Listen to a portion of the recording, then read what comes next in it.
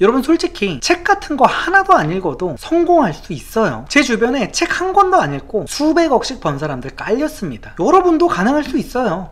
안녕하세요, 리섭입니다. 오늘은 좀 재미도 있으면서 여러분의 실생활에 당장 써먹을 수 있는 리얼 꿀팁 영상을 준비했어요. 바로 자본주의 사회에서 돈을 어떻게 써야 하는지를 가르쳐 드릴 겁니다. 좀 더 디테일하게 말씀드리면 대다수의 사람들은 낭비라고 생각해서 여기에 돈을 쓰지 않지만 사실은 굉장히 합리적인 소비 4가지에 대한 이야기를 하려고 합니다. 평범한 인생을 살면서 기본적인 교육 환경을 거친 대부분의 사람들은 제가 지금부터 말씀드린 것들을 전부 낭비라고 생각하면서 살아오셨을 텐데 오늘 영상을 보시면 마음이 좀 바뀔 거예요. 그래서 굉장히 재밌을 겁니다. 오늘은 쇼핑 꿀팁도 되게 많은데 이건 제가 돈을 어느 정도 벌고 나서 바뀐 습관이 아니라 월급 120만원 벌던 시절부터 써먹었던 꿀팁들이기 때문에 도움이 많이 되실 거예요.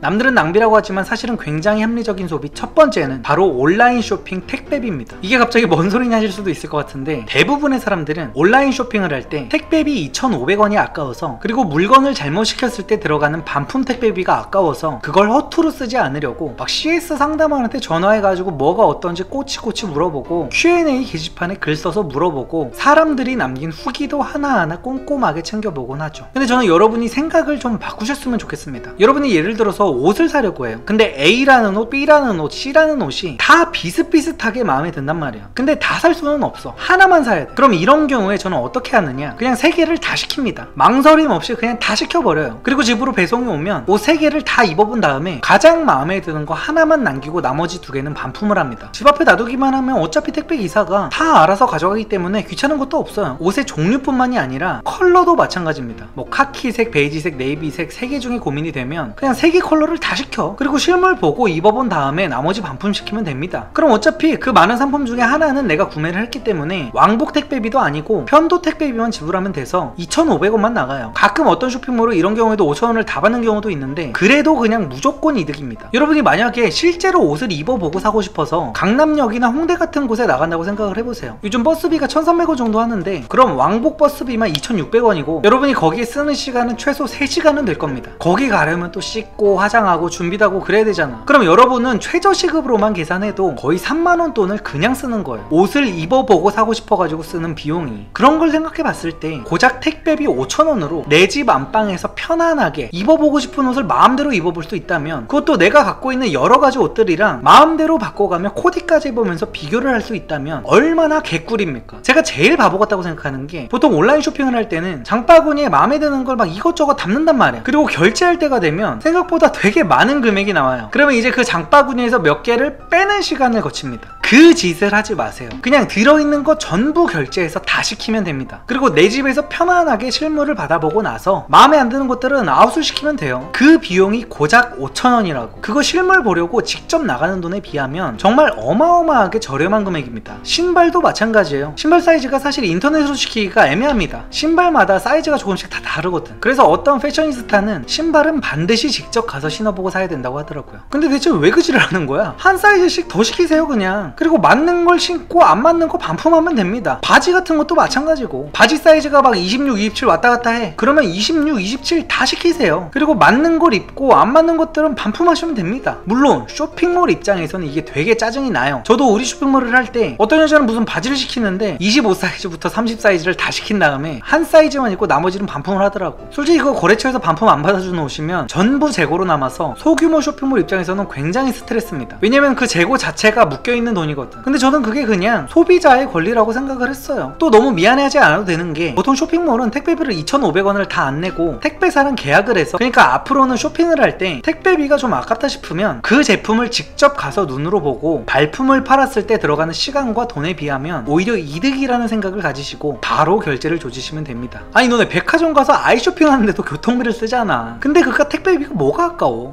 남들은 낭비라고 하지만 사실은 굉장히 합리적인 소비 두 번째는 적정량을 초과한 음식입니다. 특히 여행지에서는 무조건. 이게 무슨 말인지 약간 이해가 안 가실 수도 있는데 여행지 맛집에 가서 먹어보고 싶은 메뉴가 한 개가 아니라 여러 가지라면 그냥 여러 개를 다 시킨 다음 못 먹는 건 남기라는 거예요. 뭐 그렇다고 제가 무슨 김밥 천국 가서 48개를 다 시키는 사이코짓을 하라는 건 아니고, 예를 들어서 냉면집을 갔으면 비냉, 물냉, 만두를 다 시킨 다음에 적당히 먹었으면 남기고, 중국집을 갔으면 짬뽕, 짜장면, 탕수육, 멘보샤 다 시킨 다음에 때문에 적당히 먹었으면 남기세요. 그리고 굳이 이런 경우가 아니어도 음식을 하나만 시켰어도 맛이 없으면 시킨 게 아깝다고 꾸역꾸역 먹지 마세요. 여러분이 그 여행지까지 가려고 투자한 기회비용을 한번 생각해 보셔야 됩니다. 그 지역 맛집을 언제 다시 방문할 수 있을지 모릅니다. 1년에 딱 한 번 가는 여름휴가라고 쳐봐. 언제 다시 갈지 모르는 해외라고 생각을 해보세요. 그럼 간 김에 최고의 경험을 하고 와야 될 거 아닙니까? 그거 음식값 몇만 원이 아까워서 그 기회비용을 날린다? 그럼 정말 개손해죠. 저는 여행지에서 음식점을 가면 한 입 딱 먹어보고 맛이 없으면 바로 나와서 다른 집을 가요. 그 여행에서만 즐길 수 있는 먹는 즐거움 1코인을 그렇게 허비하기가 싫거든. 그리고 이런 여행지가 아니어도 여러분이 어떤 음식을 먹을 때 그 음식이 맛이 없으면 그냥 한 젓가락을 먹었더라도 그냥 전부 남기거나 버리세요. 여러분이 한 가지 간과하면 안 되는 게 뭐냐면 여러분이 그 음식 비용으로 낸 금액보다 여러분이 그 맛대가리 없는 음식을 먹어서 찐 살을 빼는 데에 쓰는 돈이 더 나갑니다. 그걸 생각하셔야 돼요. 그 맛없는 음식값이 아깝다고 그걸 꾸역꾸역 처먹으면 그걸 또 빼려고 헬스장 가야 되고 시간 들여야 되고 그냥 무조건 손해입니다. 그러니까 반드시 어떤 음식이든지 간에 남기는 게 아깝다는 생각을 버리셔야 돼요. 우리나라 사람들이 옛날에 보릿고개 시절을 겪어서 그런지 음식을 남기는 것에 대한 죄책감을 갖는 사람들이 굉장히 많고 또 그런 교육을 평생 동안 받아왔습니다. 뭐 그런 말도 있죠. 쌀 한 톨은 농부의 피땀 한 방울이다. 그래서 쌀 한 톨도 버리면 안 된다는 거예요. 근데 나는 농부의 피땀과 내가 음식을 버리는 게 대체 무슨 상관인지를 모르겠어. 농부의 피와 땀은 이미 내가 돈을 주고 그 쌀을 구매한 시점에서 다 보상이 된 겁니다. 요리사의 노력도 마찬가지고 내가 그 사람들한테 지불한 돈도 내 피와 땀이 충분히 서린 돈이에요. 농부의 피와 땀만 피와 땀입니까? 내 피와 땀도 소중하단 말이야. 그럼 만약에 그 농부가 제가 번 그 돈으로 성인 영화를 결제하려고 하면 이보세요. 그 돈은 저의 피와 땀입니다. 그 돈을 함부로 쓰지 마십시오. 이래야 되는 건가요? 뭐 당연히 아무리 내가 정당하게 돈을 지불하고 샀다고 해도 그 농부의 눈앞에서 그 쌀을 대놓고 버린다거나 요리사의 눈앞에서 음식을 땅에 버린다거나 하는 사이코패스 짓을 하면 도덕적인 문제가 되겠지만 그들의 눈에 보이지 않는 곳에서라면 죄책감을 가질 필요가 전혀 없습니다. 특히 여성분들은 앞으로 반드시 명심하세요. 여러분이 남긴 음식의 비용보다 그 음식이 아까워서 꾸역꾸역 먹어치웠을 때 그 살을 빼는 비용이 훨씬 더 크다는 걸. 저는 이렇게 돼지여도 맛없는 건 절대로 입 근처에도 안 됩니다. 맛있는 걸 먹어서 살찌는 건 괜찮아. 그걸로 인해서 내가 운동을 하고 식단을 해야 된다면 그건 괜찮습니다. 근데 맛없는 걸 먹고 나서 살이 찌는 건 참을 수가 없어. 남들은 낭비라고 하지만 사실은 굉장히 합리적인 소비 세 번째는 게임 현질입니다. 우리나라 여성분들은 남편이나 남자친구가 게임에 돈을 쓴다고 하면 돈이 아깝다고 아주 눈에 불을 켜고 난리를 치는 경우가 많은데 대체 왜 그런 건지 모르겠어요. 게임만큼 저렴하게 즐길 수 있는 남자의 취미가 또 없습니다. 물론 리니지 같은 거에 막 수천 수억씩 쓰는 건 예외예요. 근데 뭐 적당히 버는 사람이 게임이 한 달에 1-20만원 정도씩 써. 그게 대체 뭐가 아깝습니까? 일단 성인이 어떤 취미를 가져도 다 그 정도는 써요. 아니 그 정도면 굉장히 적게 쓰는 거지. 그리고 저는 게임에 수십을 넘게 써도 아깝지가 않은데 이게 돈이 많아서가 아니라 게임에서도 기회비용을 생각해야 됩니다. 예를 들어서 저는 검은 사막이라는 게임을 하는데 거기서 이제 배 하나를 만들려면 매일매일 퀘스트를 막 해가지고 최소 20일이 걸려요. 근데 그거를 4만원짜리 캐시템을 사가지고 다른 유저한테 게임 내 재화로 되판 다음에 그 재화로 배를 사면 그냥 1분 만에 사버립니다. 그럼 그냥 그때부터 바로 배 타고 나가가지고 게임을 즐기면 되는 거예요. 최저시급으로 일을 해도 4만원을 벌려면 5시간이면 되는데 그걸 미쳤다고 20일을 들여가지고 배를 만들고 있습니까? 물론 저는 이해할 수 없지만 그 노가다를 해서 배를 직접 만들었을 때의 뿌듯함 자체를 즐기는 사람이면 인정. 근데 그게 아니라면 차라리 하루 택배 상하차 나가서 번 돈으로 바로 지르는 게 100배 1000배 낫다니까. 그리고 저는 게임에 현질을 하고 나서 접어도 그 돈이 아깝지가 않아요. 저는 어떤 게임이든지 튜토리얼만 하고 나서 그때까지 질리지가 않으면 바로 10만원 정도의 현질을 때려버립니다. 왜냐면 모든 게임은 그 쪼렙 구간에 몹이 한 방에 안 죽어서 퀘스트를 깨는 데에 걸리는 시간이 너무 길어요. 나는 그게 쓸데없는 시간 소모를 하는 거라고 생각하거든. 그리고 하루 스트레이트로 퀘스트 쫙 밀고 즐긴 다음에 만약에 다음날 그 게임이 이제 접속을 하기가 싫어. 그럼 깔끔하게 게임을 지우고 바로 접습니다. 돈? 안 아까워. 그거 아까워하는 것도 매몰 비용의 오류입니다. 그냥 친구들 만나서 밥 사주고 술 사줬다고 생각하거나 아니면 어디 여행이라고 다녀왔다고 생각을 하세요. 그렇게 치면 진짜 싸게 하루 잘 즐긴 거라는 생각이 듭니다. 그리고 초반 현질을 안 했으면 초반에 구질구질하게 노가다면서 아이템 맞추고 하다가 그 하루 만에 깬 퀘스트까지 가는데 3-4일이 걸렸을 거란 말이야. 그러면 저는 하루 만에 접을 게임을 무의미하게 3-4일 동안 하고 접어서 결국 이틀을 낭비한 게 됩니다. 그거 10만원 아끼려다가 이틀을 날리는 거라고. 그래서 저는 게임에 돈을 쓰는 게 전혀 아깝지 않고 그 돈을 쓰고 나서 바로 접어도 전혀 아깝지 않아요. 왜냐면 나는 그 돈을 지불해서 취미생활을 충분히 즐겼고 그 돈으로 인해 내 시간을 또 벌었다고 생각하거든.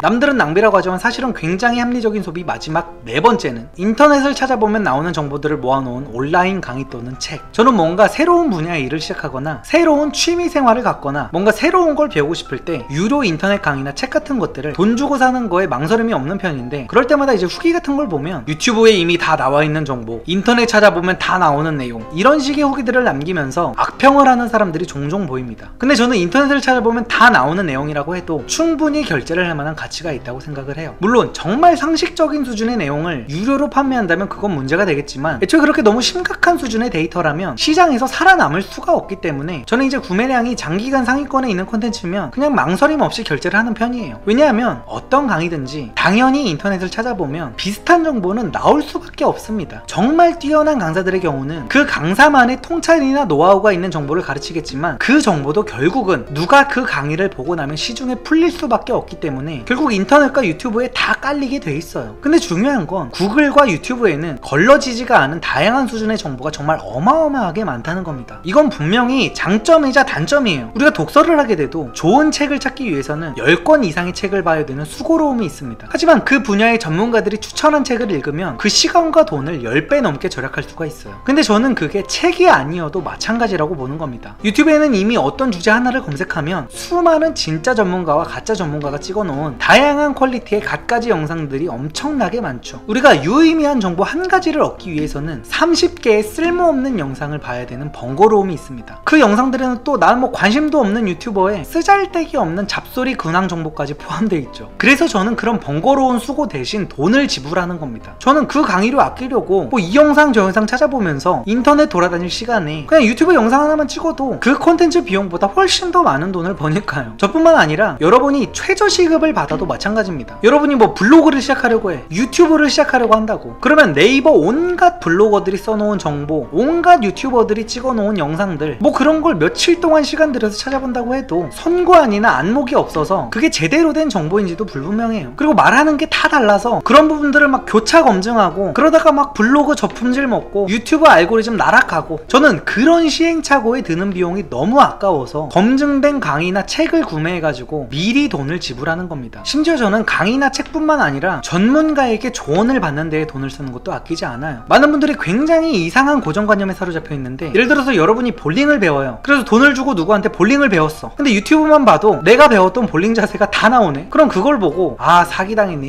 이런 사람 있습니까? 솔직히 누구한테 수학을 배우는데 어디에서도 본 적 없고 아무도 쓰지 않는 공식을 가르치면 그게 더 문제죠. 오히려 나는 그러면 더 불안할 것 같아. 그리고 제가 살면서 굉장히 다양한 사람들을 만나봤는데 대부분이 갖고 있는 굉장히 답답했던 점 중 하나가 뭐냐면, 뭘 시작하기 전에 누군가한테 조언을 구하는 건 중요하다고 생각하면서 그 조언을 돈을 주고 산다는 생각은 전혀 하지 못한다는 거예요. 솔직히 조금 세게 말하면 지능이 낮으면 낮을수록 무형의 가치에 돈을 쓰는 걸 아까워합니다. 내가 돈을 지불하면 거적대기 같은 거라도 좋으니까 그래도 내 손에 잡히는 실물이 뭔가 하나라도 있어야 돼. 그래야 만족을 합니다. 근데 굉장히 아이러니하게도 또 이런 사람들이 진짜 눈에 절대 보이지 않는 무형의 가치, 의리, 사랑, 우정, 배려, 이런 것들은 세상에서 제일 중요하다고 여기죠. 그러면서도 정말 중요한 무형의 가치인 정보와 시간을 돈 주고 사는 건 싫어한다는 게 참 웃기죠. 아니 사실 정보와 시간은 어떤 의미로 보면 비슷한 뜻이라고 봐도 됩니다. 이 개념이 진짜 중요한데, 여러분 솔직히 책 같은 거 하나도 안 읽어도 성공할 수 있어요. 제 주변에 책 한 권도 안 읽고 그냥 직관이랑 실행력으로만 사업해서 수백억씩 번 사람들 깔렸습니다. 여러분도 가능할 수 있어요. 여러분의 수명이 무한대라면 몸으로 부딪혀서 배우고 익히면 됩니다. 어차피 사람의 지능은 웬만해선 다 거기서 거기에요. 그래서 남들이 할 수 있으면 여러분도 충분히 할 수 있어요. 근데 정석을 아느냐 모르느냐에서 오는 차이가 굉장히 크다고. 그 꼬린 지점까지 가는데 걸리는 시간이, 여러분이 교과서에서 단 몇 줄로 배우는 정보조차도 어떤 사람들이 평생을 갈아 넣어서 정리해 놓은 정보고, 유튜브에 나오는 정보, 책에 나오는 정보, 구전으로 내려오는 정보 다 마찬가지입니다. 그러니까 그런 거를 좀 처음부터 구매를 해서 시행착오를 줄이려는 생각을 하셔야 돼요. 무식하게 무슨 백문이 불여일견이라고 하면서 몸으로 때우려고 하지 말고, 볼링을 예로 들었으니까 다시 볼링 얘기를 해볼까요? 여러분이 볼링을 처음 칩니다. 근데 뭐 선생님이 없어요. 방법도 몰라. 그냥 공을 굴려서 핀을 쓰러뜨려야 된다는 것만 알아. 그럼 어떻게든 오지게 굴리다 보면 결국은 늘기는 늘겠죠. 근데 초반에 정석 자세를 배우는 것과 배우지 않는 건 실력이 느는 데 있어서 천지 차이란 말입니다. 왜냐면 그 정석 자체가 바로 과거에 수많은 사람들이 평생 동안을 볼링을 치면서 온갖 시행착오를 겪으면서 찾아낸 최선의 방법이기 때문이에요. 그리고 또 처음부터 자세를 제대로 배우지 않으면 안 좋은 습관이 자기도 모르게 몸에 배기 때문에 그걸 떨쳐내는 데에도 또 시간이 듭니다. 어떤 분야든지 다 마찬가지예요. 그래서 저는 여러분이 뭔가 새로운 걸 시작하기 전에는 반드시 뇌피셜로 일단 시작해보고 나서 다 망치고 난 다음에 결국 시간이랑 돈을 2배로 들여가면서 후회하지 마시고 반드시 먼저 제대로 된 정보부터 습득을 하셔서 그 정보에 기반해서 시작을 하시길 바랍니다. 그 정보에 쓰는 돈은 절대로 여러분이 직접 그 정보를 얻으려고 쓸 시간에 비하면 전혀 아까운 돈이 아닐 거예요.